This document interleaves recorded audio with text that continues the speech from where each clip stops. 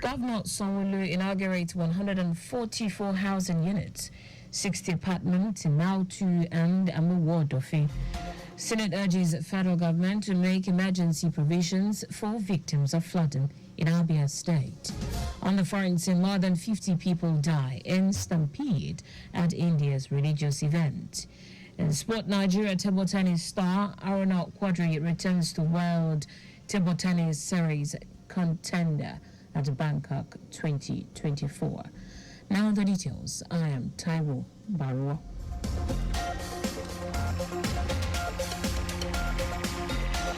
Lagos State Governor Babajide Sanwo-Olu has inaugurated 204 housing units to provide affordable shelter for various strata in Amuwodofe. Speaking at the ceremony, Sanwo-Olu, who said the project is a symbol of hope and progress, noted that the mixed housing units will promote social inclusion, economic integration, and reduce housing deficit in the state. He stressed that bridging the gap in housing deficit will help in transforming Lagos into a resilient, livable, and 21st century economy. Governor Sanwo-Olu called for more public-private partnership, commended the Ministry of Housing, LSDPC, and Lagos Building Investment Company, LBIC, for healthy rivalry in providing housing solutions to residents. Let me reiterate that government alone cannot solve this housing challenge in Lagos. But we will keep exploring innovative solutions. We will keep forming real, genuine partnership. But we will keep investing in sustainable development to ensure that as possible, as humanly possible, every Lagosian that is deserving have access to decent and affordable housing needs. On his part, Managing Director and Chief Executive Officer, LBIC, Olushola Fale, said the initiatives display Governor Sanwo-Olu's unwavering commitment towards providing affordable housing scheme. Fale explained that the LBIC Rising Lagos apartment occupy 60 flats, while the WGC LBIC Greater Lagos Flats houses 144 apartments, including a studio. Lagos State Government has restated its commitment to create an economy where investment is real and ensure ease of doing business, social stability for both local and foreign investors. Commissioner for Commerce, Cooperative Trade and Investment for Ashadi Ambrose Madabam stated this during a press briefing on the year 2024 annual celebration of the International Day of Cooperatives in Lagos State with the theme Cooperatives Building a Better Future for All. Ambrose Madabam, who was represented by a permanent secretary in the ministry, Olubenga Ayola, said this year's celebration, in conjunction with Lagos State Cooperative Federation LASCOFED, will be guided by a shared vision and common understanding of the desired outcomes. He also said government seeks to create an enabling environment in which cooperatives movement, which are about 544 from 2023 till date, can participate on equal footing with other forms of enterprises and develop an effective partnership to achieve their respective goals. Woman from Lagos, and that means the state is quite vital to economic development in the whole of the nation. We want to become a destination where people can come and sort out resources in terms of skills that are acquired. These are some of the economic drivers that we see and will continue to push in the next couple of years so that the city can continue to remain resilient, forward-looking, and a safe home to all and sundry, and also for international markets and audience. As a ministry, we have continued to push these drivers. President of Lagos State Cooperative Federation, Oladipupo Shobuli, said the cooperative societies have been playing effective and important roles in the state by supporting government in eradicating hunger in the society. Of the nation, because of any area of the rural productivity and the also housing, affordable housing for the parents also people. Eradication of hunger, environmental sustainability and production of potable water. These are areas that the cooperative have been playing effective roles and will continue to play. The 2024 International Day of Cooperatives event will be celebrated with a week-long event which will end on Sunday, 7th July 2024. The Surveyors Council of Nigeria, SACON, State Committee on Ethics, Lagos Branch, has organized an interactive and orientation session for resident and non-resident applicant surveyors in Lagos State. Chairman, SACON State Committee on Ethics, Surveyor Ayo Kunu additional urged registered professionals to practice ethically, imbibe accountability, work with latest technology, while committing themselves to lifelong learnings and development. Additionally, we noted that Lagos State has over 800 practitioners and new surveyors encouraged them to explore various areas of surveying. Also speaking, SACON Secretary, Chairman, Nigerian Institute of Surveyors, Lagos State Branch, Kolade Kasim, with other guest speakers, harped on the need for newly inducted surveyors to embrace new learning skills, technology, professional development, safeguard information, integrity, and be prepared to profess solutions.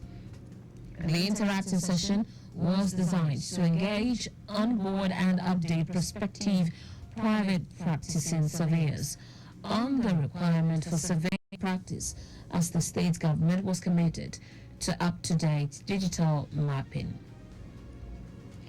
In a bid to stamp out environmental degeneration and sustain the position of Lagos State as a resilient metropolitan city, as enshrined in the Themes Plus agenda of the state government, the chairman of the Lagos State Task Force, Adetayo Akirili, has launched the See Something, Say Something campaign at the headquarters of the agency. The campaign, which is one of the many lined-up program of actions to be initiated by the chairman, is to serve as a feedback mechanism through which members of the public can reach out to the agency to report happenings and incidents of concern in their vicinity. Akirili adopted these mechanisms as a form of a two-way communication tool through which anyone can reach out to the Lagos State Task Force on issues bordering within the scope of operation of the agency. CP Akirili, who assumed office recently, said he is determined to achieve his set goals through the collective effort of stakeholders in the metropolis. He urged members of the public, including members of staff, to utilize this opportunity in order to restore sanity across the board. Now to the rest of the stories. The Senate has called on the federal government through the Federal Ministry of Humanitarian Affairs and Poverty Alleviation and the National Emergency Management Agency, NEMA, to, as a matter of urgency, make emergency provision available to cushion the effect on victims of the affected communities in Abia North Senatorial District of Abia State. The Senate also urged the Ministry of Housing and Urban Development and the Ministry of Power to rehabilitate some of the collapsed homes, roads, and electric installations within the affected areas. It also asked the Ecological Fund Department of the Office of the Secretary to the Government of the Federation and the Federal Ministry of Environment and Ecological Management to urgently assess the extent of damage on erosion sites of the areas with a view to providing some measures of rebuilding the damaged environment created by these ugly incidents. The upper chamber mandated the committees on legislative compliance and environment to ensure compliance and report back to the Senate within 4 weeks. The Nigerian Meteorological Agency (NIMET) has launched a global learning management system integrated with Microsoft Teams. According to the Director General and Chief Executive Officer of the agency, Charles Anosike, the platform will enhance its global opportunities as well as create a window of collaboration with other reputable organizations. Anosike said the platform is aimed at significantly boosting capacity development among its personnel, as well as driving online interactive training arms of the agency. He said the integration of Microsoft Teams with the learning management system will provide its personnel and learning institutes with a seamless and robust platform for collaborative training and development. In foreign news, more than 50 people have been killed in a crash at a religious gathering in northern India. The incident took place at a satsang, a Hindu religious event in Hathras district in Uttar Pradesh state. District Magistrate of Hathras, Ashish Kumar, said the victims, including a large number of women and some children, are still being identified. A chief medical officer, Umesh Tripathi, said the stampede had left at least 3 children dead. Accidents are routinely reported at religious events in India as huge crowds gather in tight spaces with little adherence to safety measures. In 2018, about 60 people were killed after a train rammed into a crowd watching celebrations of Dussehra, a Hindu festival. Also in 2013, a crash at the Hindu festival in the central state of Madhya Pradesh killed 150 people. In sport now, Nigeria's table tennis star Aruna Quadri is set to return to action at the WTT Star Contender Bangkok 2024 in Thailand after missing the Lagos and Tunis editions of the event last month. Aruna, currently ranked 16th by the International Table Tennis Federation, ITTF aims to bolster his ranking point ahead of the Paris 2024 Olympic Games. He could secure a spot among the top 16 seats for the men's singles at the Olympics, as only 2 of the 5 top-ranked Chinese players will compete in Paris. Joining Aruna is Canada's Edward Lee, whose meteoric rise from beyond the top 300 to world number 36 within a year is a remarkable story. Lee's 2024 journey includes his WTT Champions debut and continued ascent in the rankings. And that's it on the news at 6, but just before we go, speed thrills but kills. Please do not drive beyond specified speed limit.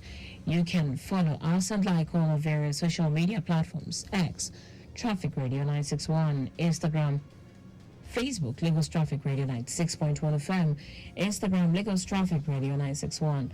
Subscribe and watch our news and programs live on YouTube at Traffic Radio 961. You can also visit our website at trafficradio961.ng. Did you know that the Sanwo-Olu administration injected 100 high-medium capacity buses for standard routes? You can get more details on the Lagos State Government website. To end the news, here are the highlights of the major stories. Lagos State Governor Babajide Sanwo-Olu has inaugurated 204 housing units to provide affordable shelter for various strata in Amuwo-Odofe. The Senate has called on the federal government through the Federal Ministry of Humanitarian Affairs and Poverty Alleviation and the National Emergency Management Agency, NEMA, to, as a matter of urgency, make emergency provision available to cushion the effects on victims of the affected communities in Abia North, senatorial district of Abia State. We also told you that more than 50 people have been killed in a crash at a religious gathering in northern India. Finally, in sport, Nigeria's table tennis star Aruna Quadri is set to return to action at the WTT Star Contender Bangkok 2024 in Thailand after missing the Lagos and Tunis editions of the event last month. For contact with the newsroom, send a message to info@trafficradio961.ng. That ends the news broadcast compiled by Adirayo Idowalaya. I'm Taiwo Baruwa. Thank you for listening. Good evening.